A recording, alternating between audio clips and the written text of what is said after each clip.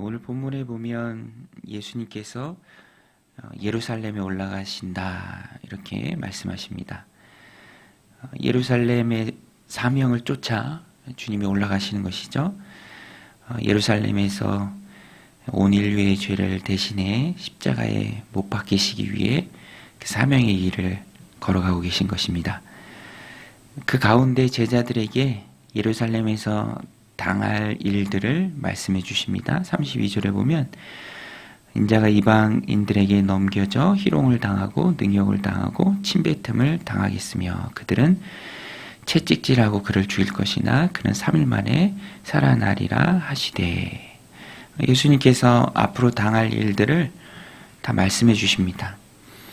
근데 제자들이 이것을 깨닫지 못해요. 34절에 제자들이 이것을 하나도 깨닫지 못하였으니 그 말씀이 감추었으므로 그들이 그 이르신 바를 알지 못하였더라. 하나님 섭리 가운데 일정 기간 동안 제자들의 깨달음이 제한되었습니다. 그래서 그들을 보시고 말씀을 하지만 그 말씀에 대해서 제자들이 온전히 깨닫지는 못해요. 성령님의 조명하심이 아직은 제자들에게 희미했던 것이죠. 진리를 깊이 깨닫고 이해하기 위해서는 사람의 힘으로 되는 것이 아니라 성령님께서 비춰주셔야 그것을 밝히 볼 수 있다라는 것입니다. 그런데 오늘 이 말씀이 그러면 제자들은 여기에 대해서 아무 책임도 없는가? 그것을 말하지는 않습니다. 제자들도 책임이 있죠. 자신의 기대와 편견 때문에 열린 마음으로 주님 말씀하시는 것을 다 받아들이지 못하는 일부의 책임이 있습니다. 성경은 항상 그 긴장 관계를 말해요. 그래서 오늘 본문에도 보면 자기들 생각에 정치적인 메시아죠. 거기에 푹 빠져 있기 때문에 주님의 말씀을 밝히 이해하지 못합니다. 나중에 예수님 부활하시고 승천하시기 직전까지도 그런 상태에 있죠. 성령님이 오시고 난 후에 비로소 모든 것을 다 깨닫게 됩니다.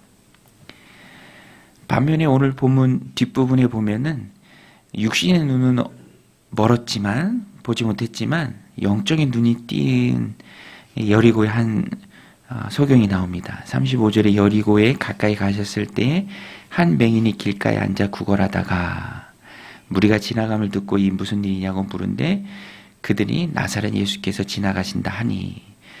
사람들은 보지 못하는 이 소경이 맹인이 소리를 듣고 물었을 때 나사렛 예수께서 지나가신다라고 말하는데 이 맹인은 영적인 눈이 띄어서 나사렛 예수를 다윗의 자손 예수여 하고 바꿔 부르면서 자신을 불쌍히 여기소서라고 간청하죠. 38절에 맹인이 외쳐 이르되 다윗의 자손 예수여 나를 불쌍히 여기소서. 잠잠하라고 꾸짖어도 더 크게 소리 지릅니다. 다윗의 자손이여 나를 불쌍히 여기소서. 2번이나 그렇게 부르죠. 예수님께서 그 소리를 들으시고 부르시고 원하는 것이 무엇이냐 물을 때 보기를 원합니다 말하는 이 맹인에게 내 믿음이 너를 구원했다 그렇게 말씀하십니다. 그때부터 앞을 보고 또 하나님께 영광을 돌리죠. 42절에 예수께서 그에게 이르시되 보라 내 믿음이 너를 구원하였느니라 하시매 곧 보게 되어 하나님께 영광을 돌리며 예수를 따르니 백성이 다 이를 보고 하나님을 찬양하니라. 꾸짖어도 소리를 지르는 것이 믿음이죠. 사람들은 꾸짖지만 더 크게 소리 지를 때 자신이 가진 메시아에 대한 믿음으로 주님을 부를 때 다윗의 자손이여 나를 불쌍히 여기소서라고 큰 소리로 외칠 때 그것은 주님께 칭찬받는 일이 됩니다.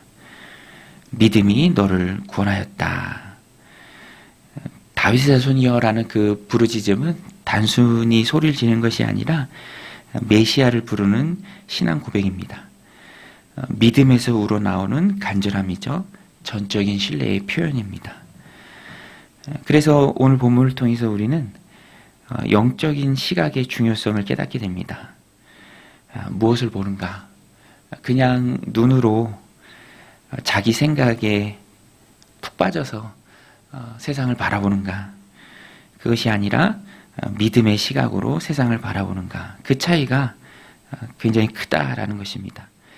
그래서 오늘도 이 본문은 우리에게 도전합니다. 무엇을 보고 있는가? 가까이 있는 것은 문제죠. 또 세상의 가치관이나 또 경험이나 상식에서 나오는 그런 시선들입니다. 어떨 때는 자기의 편견 또 자기의 왜곡된 마음에서 보여지는 그런 세상을 바라보는 안경이죠. 그것은 다 현실적인 것이고요. 중요한 것은 예수님을 바라보는 영적인 시각입니다. 어제 본문에도 나오죠. 부자 관원이 예수님께 대화하면서 예수님과 대화하면서 예수님이 도전하시죠. 가지고 있는 거 다 팔아서 가난한 자들에게 주고 와서 내 제자가 되라. 나를 따르라. 굉장히 큰 스카웃이죠. 뭐 세상 것하고 영원하지 못할 것하고 예수님 제자 되는 것하고 어떻게 비교할 수 있겠습니까? 그런데 세상의 눈으로만 바라보기에 그것이 근심이 되죠. 재물이 좋은 것이나 재물이 오히려 근심으로 그에게 다가간다라는 것입니다. 세상의 시각으로만 바라볼 때 그런 것이죠. 그리스도인이 다른 이유가 무엇입니까? 주일날 교회에 온다고 다른 것이 아니죠. 그리스도인이 다른 이유는, 다른 삶을 살아갈 이유는 세상 사람들과 다르게 보기 때문이죠. 하나님 주신 시각으로 세상을 바라보고 믿음의 눈으로, 영적인 눈으로 세상을 바라보고 오늘 부른 찬양처럼 갈 길을 밝히 보이시는 주님을 똑같이 바라보면서 무엇을 어떻게 행하고 어느 길로 가야 할지를 밝히 보기 때문에 다른 삶을 살아간다라는 것입니다. 오늘도 이 말씀을 통해서 우리의 영적인 눈이 더 많이 띄어서 무엇이 하나님 기뻐하시고 또 즐거워하시는 것인가, 또 인생의 기쁨이 무엇인가 우리가 밝히 깨닫고 영적인 눈으로 바라보고 살아가야 한다라는 것입니다. 영적인 눈은 다른 것이 아니라 영생을 바라보는 것입니다. 영생의 관점에서 우리의 인생을 바라보는 것이죠. 오늘도 이 말씀 마음에 새기고 현실의 삶이 아니요 영적인 삶, 영적인 눈을 들어 주를 보라. 너의 도움이 어디서 올까? 너의 도움이 천지 지으신 여호와께서로다. 오늘 말씀 마음에 새기고 영적인 눈으로 크게 외치는 또 주님 기뻐하신 일에 우리의 삶을 헌신하는 복된 오늘 하루의 삶이 되시기를 주님의 이름으로 간절히 축원드립니다. 우리 같이 말씀 붙들고 함께 기도하며 나아가겠습니다.